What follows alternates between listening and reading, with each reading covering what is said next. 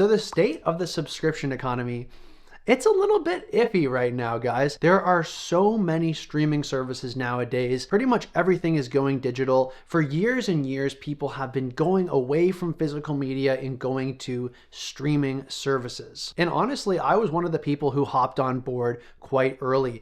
I joined Netflix in probably 2015 or 2014, as well as Spotify in around 2015 as well. And I enjoyed having those streaming services at one point, but after a certain amount of time, I started feeling like something was amiss. Now, I'm sure if you're watching this channel and if you clicked on this video, you already know kind of what's been going on with all of these streaming services over the years, but it's just been getting to be less and less of a good value proposition in my opinion. At the time when I signed up on Netflix, they had every show that I was watching pretty well, and they were only charging like maybe $7.99 at most for a subscription, so it was a pretty good deal. And over time, I started getting rid of my physical media because I found the streaming service to be quite valuable and I didn't feel like I needed the other. Spotify, it was the same. I was paying less than $10 a month and I was getting access to so much music whenever I wanted for that fee. But over the years, the streaming landscape has gotten a bit complicated, to say the least. There are so many streaming services nowadays, it feels like almost every media provider has their own personalized brand of streaming service to accompany them. And as a result, the content has become extremely stratified. Back when I signed up for Netflix, they had my favorite shows like American Dad and Family Guy. Those shows no longer are on there. They haven't been on Netflix for years. Over the years, Netflix would get rid of a season here or there, just depleting the catalog from those shows until poof, they were gone altogether. You know, I've talked about this in my videos as to why I've been moving back to physical media. Because if I want to watch the top 5 shows I like, you know, just an episode here or there, and I wanted to do it through a streaming service, I can't just pick one streaming service and get access to those. They've become spread across so many platforms, I would need to subscribe to 4 or 5 different streaming services to access those shows. And that becomes extremely costly. The average person is paying hundreds of dollars a month now for various subscription services. Now, this can also include things like gym memberships and other subscription services, but streaming makes up a large quantity of that number. And it's been this kind of slow creep over the years where, you know, first of all, you just needed a Spotify and a Netflix. So you had movies and you had music, but it started to splinter. So you've needed to have maybe Disney Plus or maybe Amazon Prime Video or Hulu or Paramount Plus or whatever, HBO Max, whatever other platforms they have. There's so many of them now, and it's this kind of trickle effect where these little leaks come and you need to, patch it up by getting this streaming service. Oh no, Friends has moved over here, you got to get this streaming service. And pretty soon you're paying a lot more than you started off with, and you own none of the media at the end of the day. And folks, that is the biggest issue with the streaming services, is the fact that you really own nothing at the end of the day. If you stop paying for this media, it's 100% gone. And if you want to hear more about that topic, check out my channel because I have a lot more videos on that. Specifically, I am going to talk about, if you are staying with streaming though, how to do it the smart way so you're not really getting screwed over by these companies, so you can make the most of your money, get what you came for from streaming services, and not let them get too much out of you. Because at the end of the day, people have moved to streaming services because there are some really good upsides to them. With streaming, you're able to have access to such a large media catalog, one that is a lot larger than you feasibly could afford to own. Because you aren't just gonna buy every movie or show that you wanna watch. You just wanna be able to, you know, rent it, see if you enjoy it, watch it, and if you liked it enough that you wanted to buy it, that's something you could deal with down the road. Streaming is great for that because you're able to kind of dip your toes in, you're able to jump around and try watching different movies and shows, and it's not costing you any more money than that base subscription. And I will say, people on the physical media side like to put down streaming like it's this horrible thing that we've never had anything similar to it before and it's taking away rights and ownership. But those same people are the ones who I see venerate Blockbuster and the demise of movie rental businesses. And I'm like, guys, are you missing it here?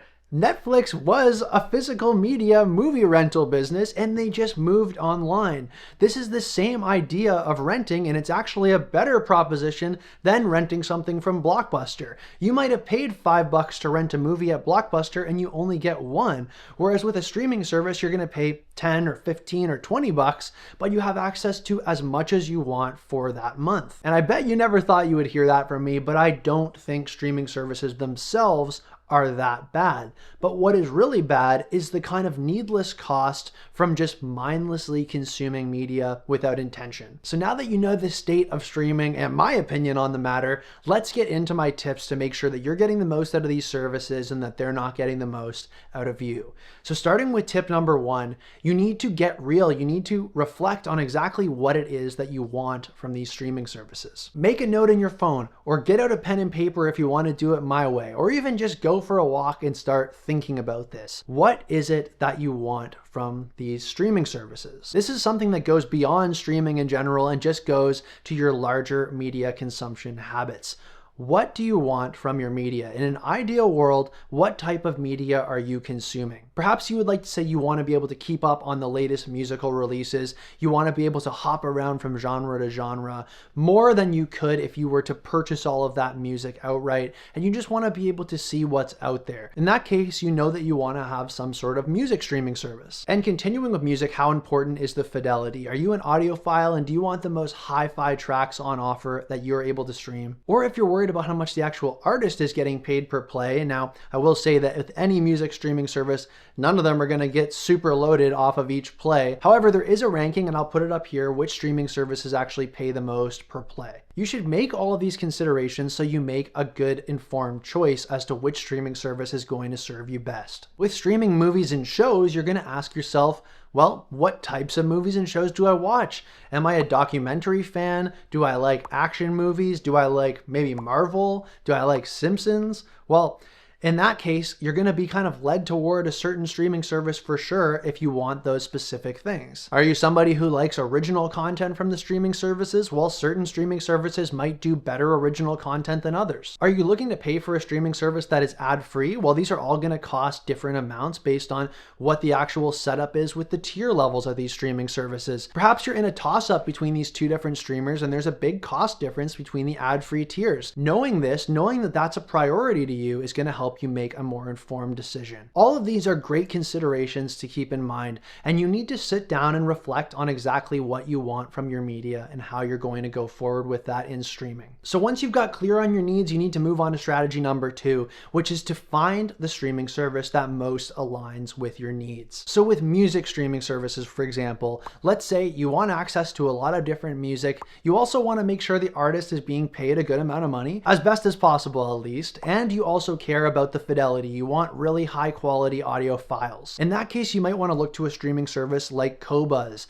which is one that I've talked about on this channel before. Qobuz also has a media digital download store where you can buy DRM free tracks if you want to own your media as well, but they have a high fidelity streaming service also. Qobuz has a great selection of music, isn't super expensive, pays artists better relative to other streaming services, and has high quality audio files. And as I mentioned with streaming movies and shows, maybe you know, Simpsons is my favorite show. I want to keep up with the new Simpsons. I want to watch Simpsons season 38 or whatever they're on now. And I also, love Marvel movies or whatever else. In that case, you know that Disney Plus is going to be the service for you. And then you can intentionally subscribe knowing that that is the best one to meet your needs. Or perhaps you really like Netflix's original series and you decide to subscribe there so you're able to have access to those. At different times, I've selected to subscribe to Amazon Prime Video because I found it valuable to have the Prime shipping at the time, and then to also get the streaming service with some pretty good shows was a good bonus. Regardless, when you're clear of what you're looking for from these streaming services, you can make a much more intentional choice as to what service is going to meet those needs. The opposite of that is if you blindly subscribe to a ton of these streaming services to have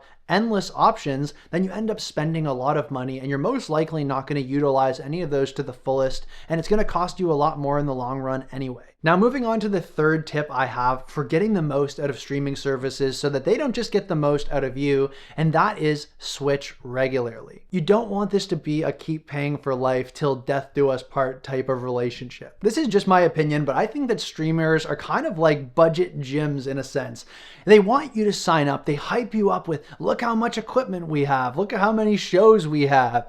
You come and sign up. It's a very low monthly fee, so you kind of just forget about it over time. And that's exactly what they're hoping you're gonna do. Once you've forgotten about it, you're never gonna leave the service again, and you're just gonna keep giving them this monthly IV drip of money that keeps them going, but they don't really have to deliver you any further value once you've signed up. And as a result, I think this makes streamers rest on their laurels and get lazy, and then they start introducing things. We're talking extra ads. We're talking them moving the best shows that we signed up for the service for to another platform because they don't want to keep paying for it. I feel like a lot of the time streamers feel like they can get away from this because we've already locked these people in. They're just going to keep paying anyway just to have access to all of our library, no matter what it is, so we can do whatever we want at this point. So folks, the best way that you can take your power back in a sense and make sure that you're not getting ripped off here is to pick a streaming service that is serving your needs, use it until it no longer does serve your needs, and then switch off. Cancel your subscription and move on to one that serves your needs better at that time. This is the bane of streaming services and is probably the largest opposition to their success.